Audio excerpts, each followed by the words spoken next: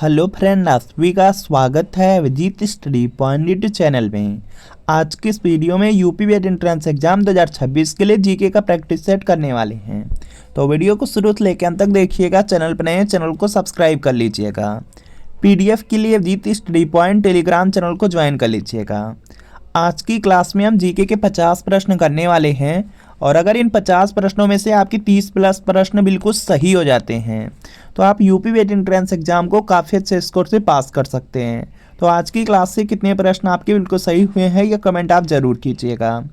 आज की क्लास का आपका सबसे पहला प्रश्न है, निम्नलिखित में से किस देश में अधिकतम संख्या में भाषाएं बोली जाती हैं? तो इसका देखिए आपको सही जवाब करना है। 4 ऑप्शन दिया गया है, ब्रिटेन, यूएसए, भारत, फ्रांस। तो सबसे अधिकतम संख्या में जो भाषाएं बोली जाती है वह भारत देश में बोली जाती है। तो यहाँ पर आपका ऑप्शन नंबर सी वाला बिल्कुल राइट आंसर होगा। अगला प्रश्न आपके सामने है, भारत में रेडियो प्रसारण का प्रारंभ किस वर्ष हुआ? तो इसका देखिए आपको सही जवाब करना है। 4 ऑप्शन दिया गया, चारों ऑप्शन आप लोग पढ़ेंगे उसके बाद आंसर करेंगे। इसमें दिया गया 1927 ईस्वी, 1930 ईस्वी, 1936 ईस्वी, 1957 ईस्वी। तो भारत में जो रेडियो प्रसारण है इसका जो प्रारंभ है 1927 ईस्वी में हुआ है। तो यहाँ पर आपका ऑप्शन नंबर ए वाला बिल्कुल राइट आंसर है। अगला प्रश्न है कि नई दिल्ली में स्थित संग्रहालय है। तो इसका देखिए आपको सही जवाब करना है। 4 ऑप्शन है, चारों ऑप्शन आप लोग पढ़ेंगे उसके बाद आंसर करेंगे। तो नई दिल्ली में देखेंगे आप लोग राष्ट्रीय संग्रहालय है। तो यहाँ पर आपका ऑप्शन नंबर डी वाला बिल्कुल राइट आंसर है। अगला प्रश्न आपके सामने है, सूर्य मंदिर स्थित है। तो इसका देखिए आपको सही जवाब करना है। 4 ऑप्शन यहाँ पे दिया गया है, पुरी में, सोमनाथ में, अमरनाथ में, कोणार्क में।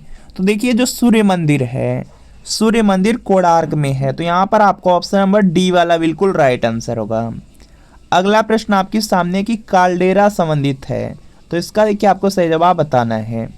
जो काल्डेरा है, काल्डेरा का जो संबंध है वह ज्वालामुखी से है। ज्वालामुखी सी वाले में दिया गया, सी वाला राइट आंसर है। अगला प्रश्न आपके सामने है कि संविधान के अधीन निम्नलिखित में से कौन सा मूल अधिकार नहीं रहा है? तो इसका देखिए आपको सही जवाब करना है। सभी लोग प्रयास करेंगे और इसका राइट आंसर करेंगे।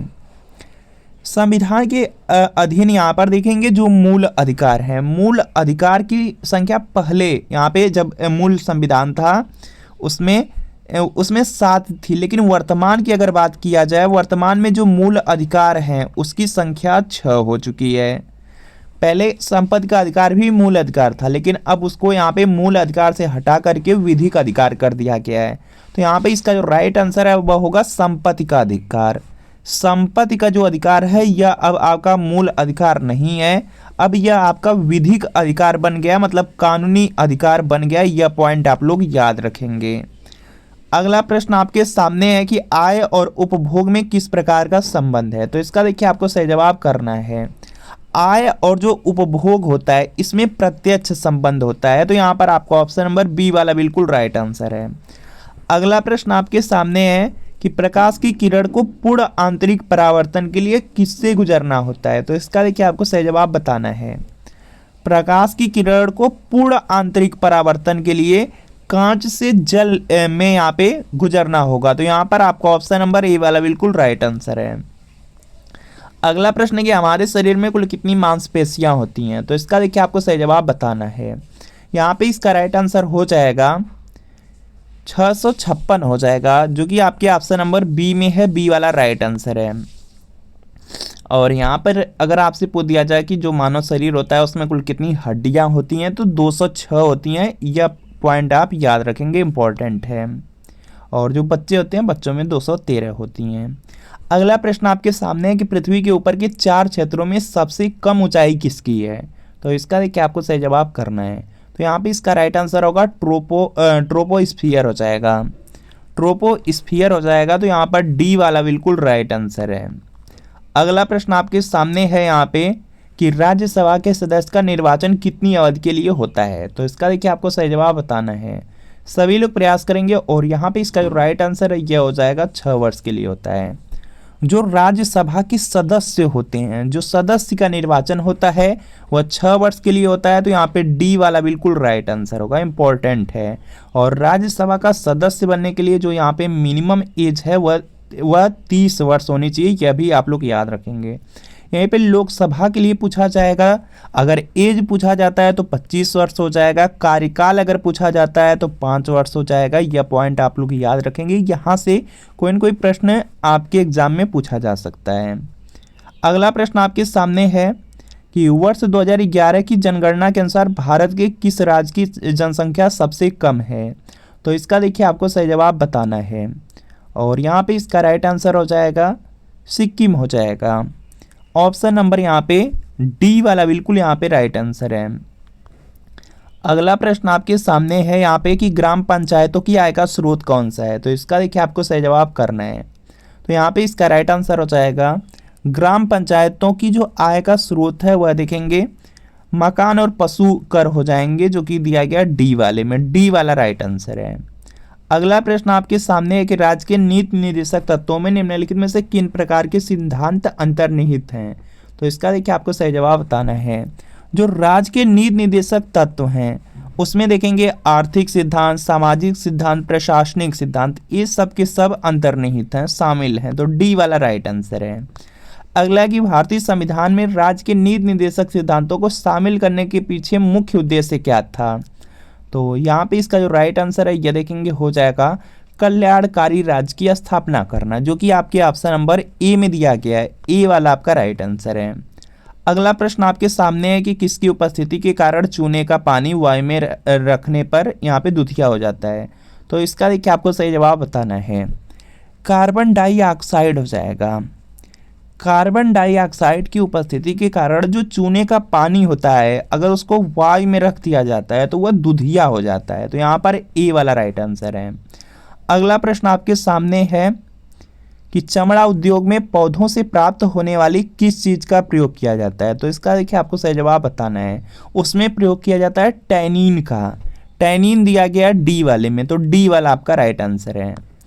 ब्लैक बॉडी किसकी विकिरण को अवशोषित कर सकती है? तो इसका देखिए आपको सही जवाब करना है, और यहाँ पे इसका राइट आंसर हो जाएगा जो ब्लैक बॉडी होती है वह सभी तरंगदैर्घ्य की जो विकिरण होती है उसको अवशोषित कर सकती है। तो डी वाला बिल्कुल राइट आंसर होगा।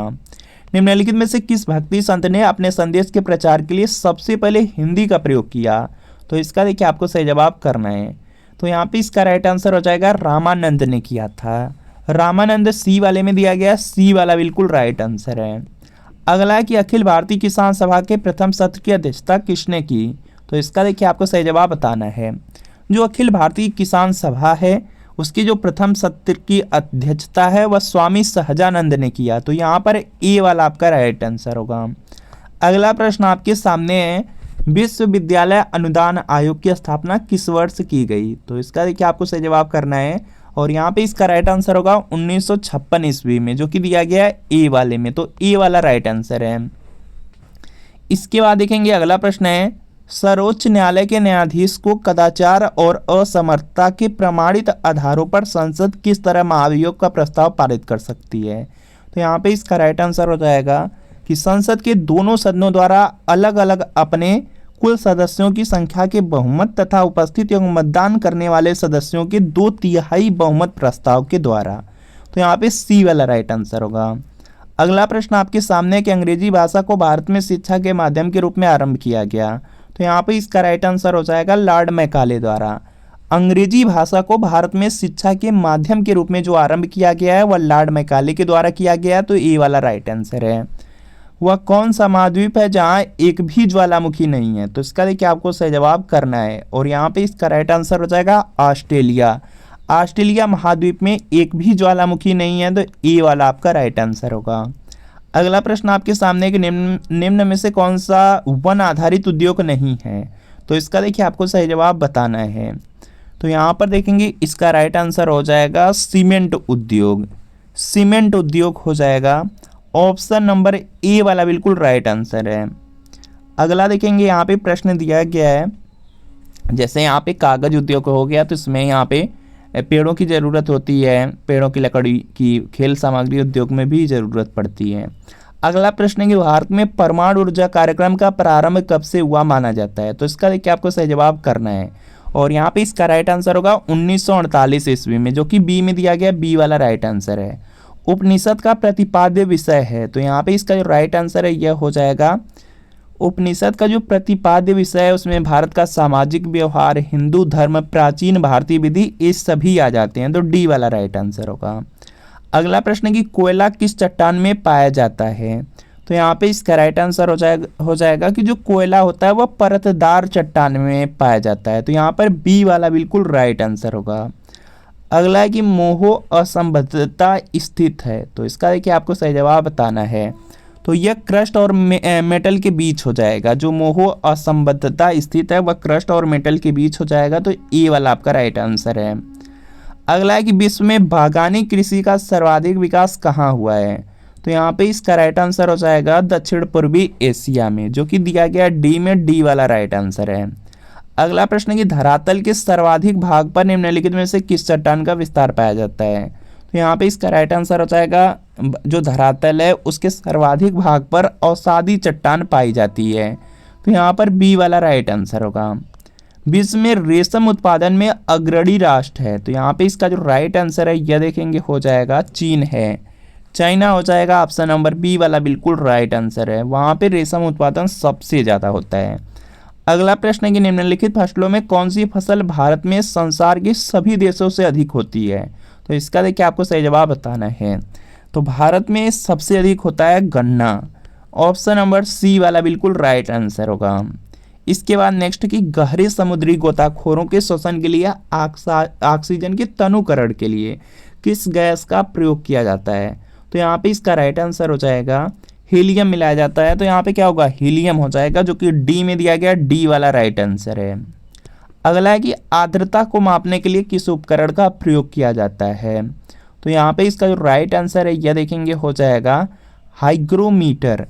आर्द्रता को मापने की यहाँ पे बात किया गया है, तो हाइग्रोमीटर हो जाएगा, बहुत ज़्यादा इंपॉर्टेंट है, याद रखेंगे। ऑप्शन नंबर बी वाला बिल्कुल राइट आंसर है।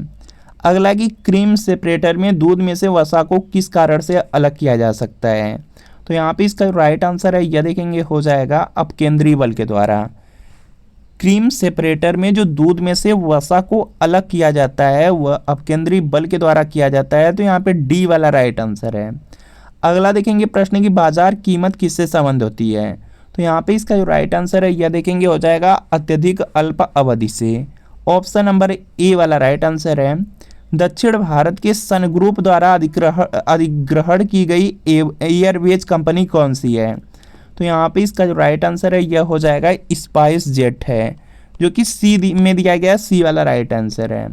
भारत इसलिए धर्मनिरपेक्ष राज्य है क्योंकि इस देश में, तो यहाँ पे इसका जो राइट आंसर है यह हो जाएगा राज्य का कोई भी धर्म नहीं है, तो यहाँ पर आपका ऑप्शन नंबर ए वाला बिल्कुल यहाँ पे राइट आंसर है। अगला प्रश्न कि क्लाइव को यहाँ पे बंगाल का गवर्नर बनाया गया, तो यहाँ पे इसका राइट आंसर हो जाएगा 1758 ईस्वी में बनाया गया था। जो लॉर्ड क्लाइव था उसको बंगाल का जो गवर्नर है 1758 ईस्वी में बनाया गया, तो सी वाला राइट आंसर है। अगला प्रश्न आपके सामने है, उससे पहले देख लीजिए यूपी वेट एंट्रेंस एग्जाम के बारे में। यूपी वेट एंट्रेंस एग्जाम में आप लोग देखेंगे 200 प्रश्न पूछा जाता है, 400 नंबर का एग्जाम होता है। अगर 250 प्लस नंबर रहेंगे तो आराम से आपको गवर्नमेंट कॉलेज मिलेंगे या आपकी मनपसंद के कॉलेज मिलेंगे।